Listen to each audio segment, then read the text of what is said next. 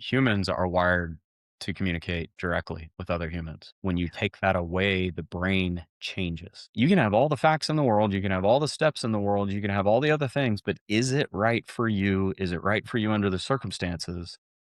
Welcome to She Coaches Coaches, the podcast where we have thoughtful, honest conversations about what it really takes to build a thriving coaching business. I'm your host, Candy Motzek, and before building my business, I spent years as a senior corporate leader. Now, today, I work with coaches who are smart, well trained, and deeply capable, and who want clarity about how to grow in a way that feels aligned and financially sustainable. On this show, I sit down with successful coaches to explore the real decisions behind their success, how they got started, what shifted as they grew, and the mindset and business choices that helped them gain momentum without burning out. Whether you're early in your coaching journey or refining a business you've already built, She Coaches Coaches is here to offer perspective, confidence, and grounded insight to support your next chapter.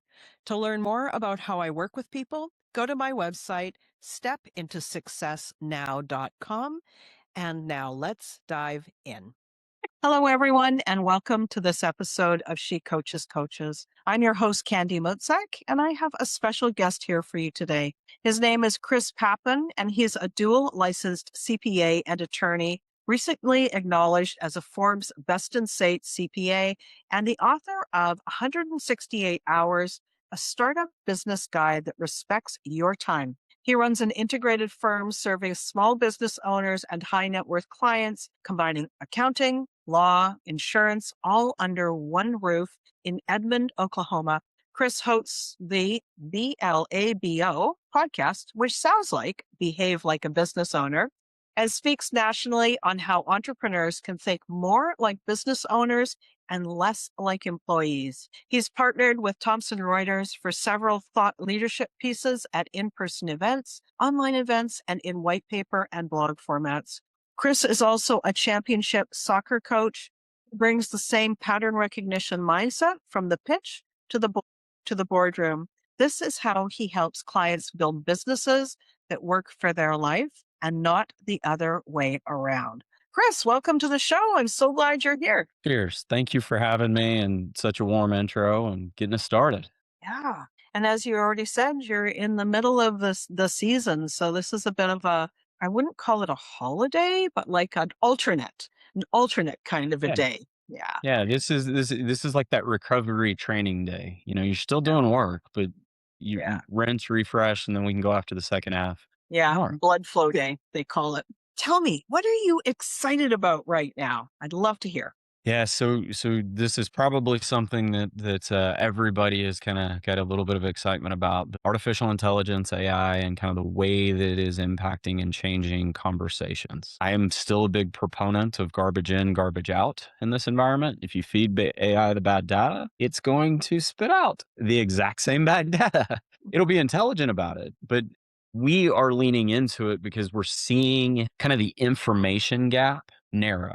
Clients are coming to us a little bit more informed about the questions they're asking, sometimes misinformed, which is maybe easier just to start from scratch than start with bad data. But it's giving everybody an opportunity to kind of reset the way we engage with first information and then secondarily the execution on that. Accountability is a little easier when you've got kind of the automations around, hey, you said you were going to do X, Y, and Z this week. I don't see those on your calendar. That is stuff you can automate or use AI. There's maybe a conversation as to which it is, but that is changing lots. And how, if I could predict, I'm sure I'd be doing something different, but I like leaning into that because it's a good mix. And I've been hanging out with cool people. I mean, you've got some opinions on this too. So I'm curious of your take on AI as we play through this, but it's just fun. And the people that are doing it are invigorated by it. So why wouldn't you want to be part of that? Yeah. And I think the answer to why wouldn't you want to be part of it is because of fear more than anything. You're scared that life is going to change and you don't know what that's going to be. And so that unknown can be really detrimental. And so it's up to us to decide how we want to use it, how we want to think about it. What are our underlying core values and how that connects with AI.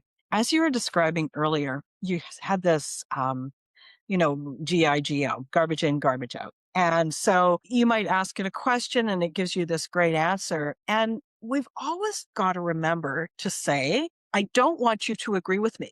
I don't want you to tell me that I'm doing great. So, what's your experience with that? Being a little bit of getting some counterpoints with the AI. So the example we're going to run with is we took a multiple columns in a spreadsheet and, we can put it in AI or we can build a pivot table and achieve the Yeah. exact same result. Why not do both? Let's set the timer and see who wins. So that's kind of my personality with a lot of this stuff. But what was interesting was the mathematical result from AI was incorrect. It was technically incorrect. So the response was, you'll get my personality. Are you sure? And to your point, you're absolutely right. We did that mathematics wrong, blah, blah, blah, blah, blah, blah. So there's a trust but verify space we're in right now. It can be incredibly powerful, but sometimes 2 plus 2 does equal 5. And there's this sixth sense you've got to develop with the softwares that you're using. And I like kind of your approach of like, don't just agree with me, because I think all of the different language learning models are actually kind of learning how people are going to use them. They had an assumption based on search results, but nobody really knows how we're supposed to use it. And nobody's really coached us on how we're supposed to use it. So we kind of have to figure it out on the fly. There's this whole piece as well about ethics, Hmm. ethics and AI. Like, just that phrase alone probably will give me a headache and maybe many people. How do we decide which ethics are the appropriate ethics? There's no ultimate standard for ethics. It depends on your country. It depends on, your history. It depends on so many things. Have you seen anything to do with that?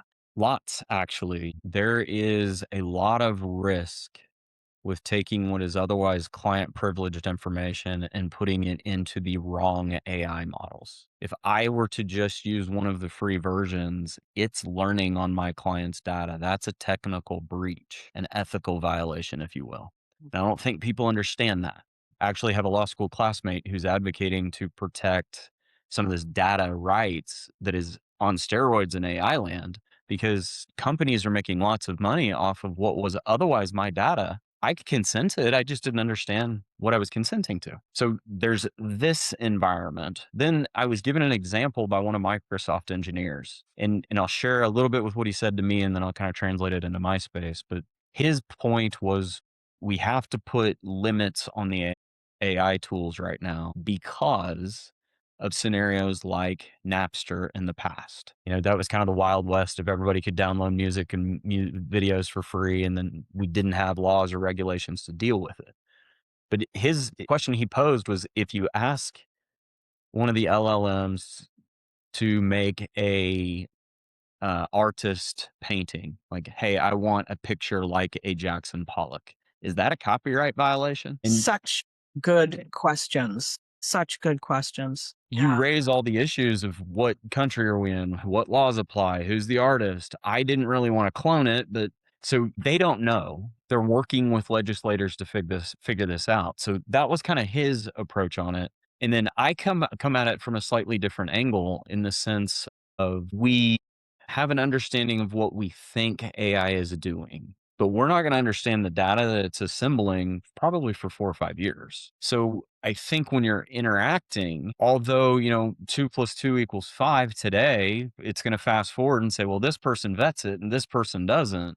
Well, can I buy a database as an attorney and figure out who doesn't vet the information and figure out how I can pull one over on them? Again, this kind of creeps into that. What are we using the data for? Is that ethical? Did I just justify all the attorney jokes out there by poking fun at that? But we don't know.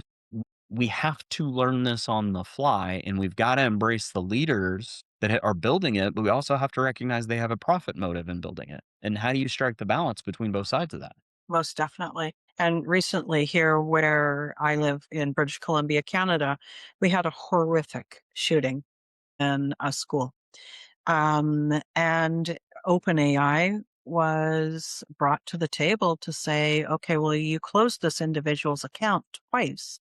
because you could see that there was some serious potential for danger there. And yet it still happened. And so when we've got more questions than answers and potential for such deeply troubling events, I don't know what the answer is. But I know that the model is developing faster than we can work through our very slow processes to decide and negotiate what we think might be the best approach. But it can never cover everything.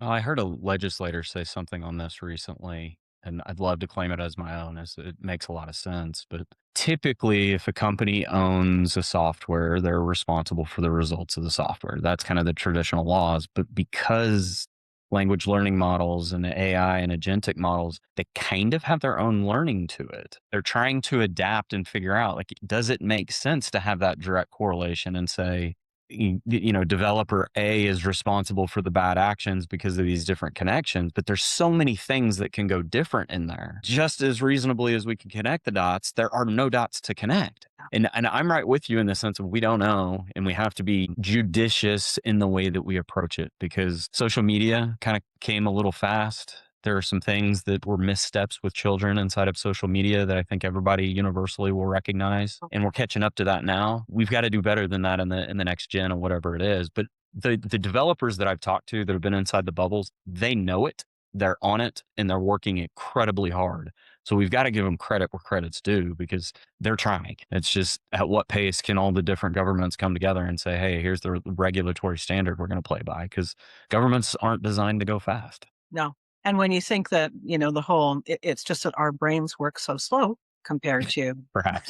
right? Maybe AI needs to We develop know that's the the problem here. legislation. So I could go down that rabbit hole. But let's talk a little bit about AI within business Yeah. and how it can actually help that business owner have a better life. How do they develop their business in a way that gives them the free time to spend time with their friends, their family, doing the meaningful activities outside of their business? Have you got any thoughts on that, AI and human interaction? So I want to add automation in. I know I teased about it earlier.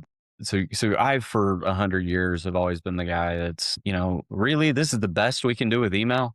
You know what I mean? Like you can group them, you can this, you can that, but all of a sudden you're CC'd on something you don't care about. Just auto delete that for me. So this is where I think you can add some automations because there's all kinds of powerful tools to filter your inbox and get what you need surfaced appropriately. If you can use some of the agentic AI models to start to understand who you are, learn your personalities, and only surface what's relevant, or give you prompts to say, hey, I think you need to ask me about the summaries of these things. These are all going to be just part of our day-to-day lives here. So in what form, I don't know.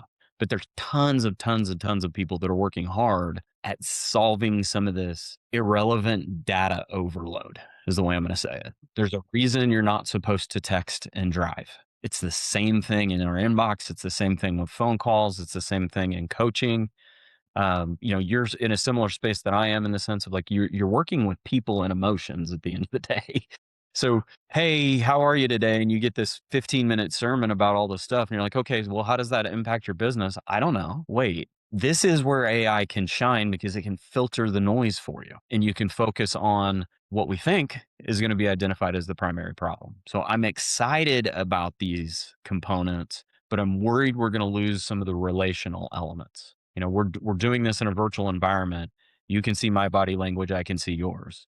It's not the same as being in person, but it's pretty stinking close. Right now, I don't see AI being able to read the room like that. So No. I don't know how those contextual clues are gonna play into that. What I'm really noticing, um, there's many people who would disagree with me, but I'm a coach and I'm a business coach. Is that sure? There are lots of potential ways that you can use AI for basic solid coaching, but there is something about the coaching process. And this is in the same area, if you're working with a solid accountant or a lawyer, it's that trusted relationship. I know that I can talk to you and you will really hear me. And sometimes all I need to do is talk through my challenge in my case. And in some cases, as you are listening to your client, you can help to solve the challenge that they haven't even thought of yet. Because, of course, you're seeing it as well. If this happens, then of course that's a precursor to that. I'm still not convinced that you can replace that soul to soul connection, that human conversation. I like the idea of using automation. I think that that's great. And I think there's certainly a place for that. But I mean, of course, it's just opinion. But what are your thoughts on that in the area of like the real human to human connection? Well, there's no substitute. We're going to borrow on my mom's psychology background and counseling, but humans are wired to communicate directly with other humans. When you take that away, the brain changes. Hard stop. That's backed by science. I don't have any of the people to reference it, but it is backed by science. So when you think in that sense, I agree with you wholeheartedly in that interpersonal connection component has to exist. But also, I think you kind of said it, even though I don't think you were leading me to the answers. Like, you can have all the facts in the world, you can have all the steps in the world, you can have all the other things, but is it right for you? Is it right for you under the circumstances? At the end of the day, the data is going to give you a trend towards one direction or the other. But Uh-huh. I know mathematically for my clients, decision A is better. But when you're talking to them and reading their body language and understanding everything else that's going on, not spending the money, even though it's a better value proposition in the long run, means we gotta do option B. And that part I kinda like you, I'm going, I don't know how that's gonna play through. I think the data elements of it I get, and I look forward to seeing kinda that on steroids. But no, I mean, just the belief in the empathy. When you were a kid and your parents said it was gonna be okay, you believed them. Yeah. Sometimes your parents didn't actually believe that, but you believed them. Yeah. I don't think the tools and software are gonna be able to achieve that same result. Yeah. I mean, if we were having this conversation a year from now or 6 months from now, we might have different answers. But that's certainly how I feel now. And that's what I'm working with my clients on, is yes, we use AI. We use it judiciously, intentionally. And we also remember what's most important about why we want to be coaches. If we're going to stay on the AI topic just through to the end. What's the most important thing that you have learned using AI? Like, what's the one seed that is the most important for you in using AI? Perception is reality. Mm, And I'll expand on it a little bit, but here in the audience, kind of take a minute. Perception, your perception is reality. So rewinding to unpack this. Client asks LLM of choice, how should I be taxed? It spits out a result. If the client is skeptical of AI, they're going to call a professional. Others are going to follow it blindly. So as I'm going through this, I'm recognizing you have to know your audience. And this kind of goes to those nonverbal, non-AI cues as to what the responses are going to be and how information is going to play out. We've all gotten an email from somebody who responds in all caps with okay. I mean, that's the response. And then you get this narrative that's a 5 paragraph essay and it clearly not written by that guy or girl. uh-huh. So I see those things playing out in a sense of like for me, the client that responds with okay, and then all of a sudden gives me a 5 paragraph essay in an email. They didn't read it, they didn't write it, they don't understand it. Just delete the stupid thing and call them. Mm, mm, So it's things like that that the perception is reality. I think clients are going to perceive that we are going to think that they're better or smarter because they give us these profound things. The problem is they don't understand it. More words is not the answer. We've got to get down to just, financial is the one I'm going to seize on. If you don't understand what net income means, regardless of what AI told you to write down, yeah. I've got to translate it and make it meaningful to your life. And that's where I think folks like us are going to shine in the AI world is how do we apply it to your real life? How do I make it matter to you? And how do I get you to take action on it? Yeah, and one of the things that you've, really sort of highlighted here is the professionals need to have critical thinking Yes. and discretion, right? Yes. So that is not something that you can outsource to AI at this point. There's a lot of people that I know who use the tools lots and they sort of joke that they kind of have forgotten how to speak, right? But that's not true. Now this is, it's more incumbent on us to actually think through these things. And so I think there's that. It's not a replacement, it's an and, right? It's an I in agree. addition to. That's a great way to say it. Random statistic, but again, borrowing kind of from mom's research articles. The mere presence of a cell phone reduces people's IQ score meaningfully, like 10 to 15%.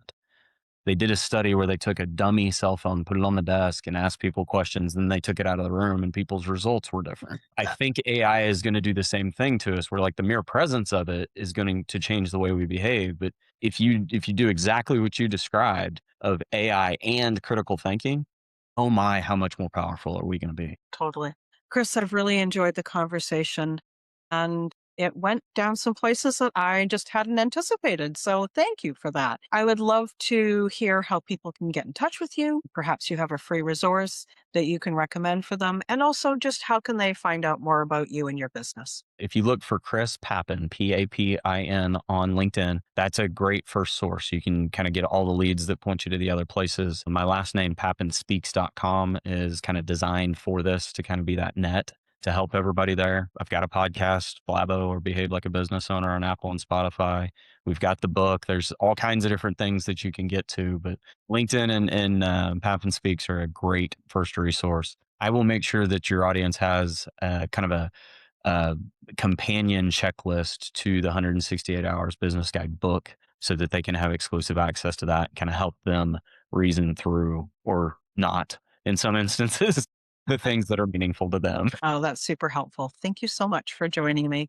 All right, everyone. Thank you so much for joining us on this episode. And I hope you found this conversation eye-opening, thought-provoking, and maybe give yourself some questions about how are you using AI? How do you want to use AI? What do you think is the best thing for you? Thanks so much for joining us, and I'll be back to speak to you on the next episode. Thanks so much for listening to this episode of She Coaches Coaches. If this conversation resonated, take a moment to reflect on what stood out and how it connects to where you are right now.